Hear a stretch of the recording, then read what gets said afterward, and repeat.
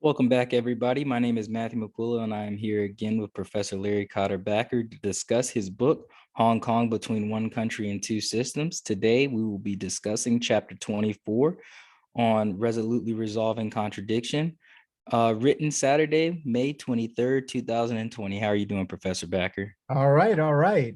How are you doing? I'm doing okay. We're approaching Christmas. I'm hoping that Santa's going to be generous this year. He decided to leave me cold the past couple of years, and we're going to switch that around. Well, that's right. And Santa had just hopefully Santa will be sending everyone to Amazon so they can be buying the book. Absolutely. That's what we need to push. Buy the book for Christmas. That's probably what I'm gonna get for all my friends. But to get them I feel like we're sometimes we're the couple of people who are pushing household products on those TV infomercials. Buy this new egg broiler with a knife and a sunscreen.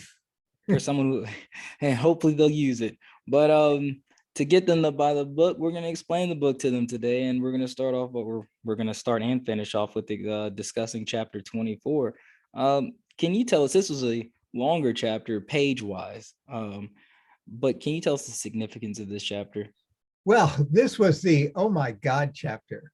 And it's kind of like a slow, depending on your perspective, it's either the beginning of the culmination of what you might have thought was the inevitable end product, or this is the quite clear view of the train wreck that is about to come. So depending on your perspective, it's one or the other. But here, this is written at the time that I first looked at the National People's Congress draft of what was going to become the national security law for Hong Kong. And this is big news. The national security law, which had been an on again, off again problem, quote unquote problem, legislative on the legislative agenda and radioactive and on the legislative agenda in Hong Kong for a long time, now is about to come down from Beijing, not from Hong Kong, but from Beijing, with input from some folks there. And the chapter introduces, it's sort of the introduction to the national security law. In later chapters, we're going to look at it, I think, a little bit more granularly. But here, what I wanted to do was kind of situate it discursively, and I wanted to situate it in the context of the core ideological principle of Chinese Marxist-Leninism, which comes from some of the Leninist theorizing of Mao, and I think this is from the 30s, on contradiction. The notion that, in fact, the role of the vanguard in moving from first a pre-revolutionary period to a revolutionary period to a post-revolutionary period, and then ultimately through stages of historical development, ultimately sometime in the future, according to the Chinese Communist Party, of the establishment of a communist society in China, that these are marked by steps. And each step, each historical era is marked by its own challenge, its own contradiction. And there are any number of contradictions. And it's really worth reading Mao's essay on contradiction. There are big contradictions, little contradictions, there's contradictions everywhere. As a society moves for a vanguard, a Leninist vanguard party forward to a communist society, for other societies like the United States forward to perfection in accordance with the customs and traditions of the people. In other places, it can be to perfect the theological establishment, whatever it is. It's the recognition and then the resolution of contradiction that moves a society from one era to another and becomes a principle. The principal responsibility overseeing this for a vanguard party. And in a sense, when I looked at the national security law in this chapter, what struck me was that, in a way, what we've seen, certainly from June of 2019 to this point, is the clarification, maybe that's the wrong word, the exposure of the one country, two systems principle itself as the principal contradiction of Hong Kong. The principal contradiction, of course, on the mainland had been moving from class struggle to the development of productive forces, and then ultimately to the just distribution or the better distribution of the products of development, which is the current era. But as Mao suggested, every region and every space, there's principal contradictions, and then there are others. For Hong Kong, it became clear at this point, discursively, looking back from June, to hear that the principal contradiction was the one country, two systems principle itself, and that it was in need of resolution. Now, of course, in this context, resolution depends on your perspective. From the perspective of the central authorities, the resolution was clear.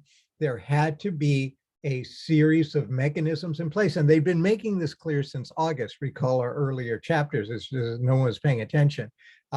It was very clear. The resolution had to be to place the one country principle in a primary position over the two systems, so that two systems must be understood as an expression which is bounded by the overall fidelity of the system to one country. And in this case, one country, which is a people's democratic dictatorship in which the socialist system is predominant and in which the Communist Party is an essential element of the socialist system, right? That's the one country principle. And then autonomy is, and we've seen this repeated at various stages in the history of the People's Republic. This is the autonomy in part marked some deviation from the conformity in practice of the society with all of that, but not with respect to the basic principles of coherence and unity of the state. For the Hong Kong protesters and for the international community, they also saw the one country, two systems principle as the principal contradiction. For the Hong Kong people, at least the protesting community, it was the contradiction of the preservation of their own autonomous development within the construct of Greater China, and that required a particular way of looking at two systems autonomously of the one country principle, understanding that one country was the foundation, but it receded into the background, and that what should have been foregrounded was the two systems principle. For the international community, it was also a principal contradiction grounded in their notions, now revisited. In Hong Kong, I think in retrospect, maybe 5 or 10 or 15 years from now, you'll see it people will see it more clearly, that the principal contradiction here was on the role and place of international norms and international law and rules in the protection of the rights and autonomy of communities, right? And so for the international community, two systems, like the protester community, but somewhat different, right? The two systems principle would acknowledge the territorial sovereignty, the ultimate territorial sovereignty of the central authorities of the People's Republic to the territory of Hong Kong, but that the central authorities would have to concede to the superiority or be guided by, mandatorily, by international law and norms in the way in which they adjusted or they were constrained from applying the one country principle in a two systems process. So that's the principal contradiction. And that's what, in a sense, what we've been looking at since June of 2019. We were looking at the resolution. And by May, right, and we've seen why and how December, it looked like two systems was going to prevail over one country. COVID comes in, everything changes. The West is distracted for all kinds of reasons. The pandemic itself shifts the balance of power in a context which was heavily dependent on physical control of the streets of the territories in Hong Kong. That is no longer possible given the discursive and of COVID and its performance in terms of now effectively controlling a population and locking them down. And so by May, I think it becomes clear that what winds up winning, a surprise in December, but now here it is, and it's clear, and it will be largely, the opposition will be formal and not very effective, at least in my view. It's more a pro forma than anything else, and more an adjunct to the bigger issues between the West and China, that is the organization and reorganization of global economic and systems and norms. Is one country prevails. And one of the key markers, this is a long explanation, one of the key markers of the resolution of this contradiction, this fundamental contradiction, which is one country, two systems, in May, at the end of May, looked like it was going to be the just one, there's going to be others, was the national security law. And at this point, it was like, wow, okay. And that raised a number of other issues as well. But the contradiction analysis, I think, lended itself well to providing the framework from which discussion or the progress of this from the end of May through June, because this is going to happen very, very quickly, from May to June, then progresses.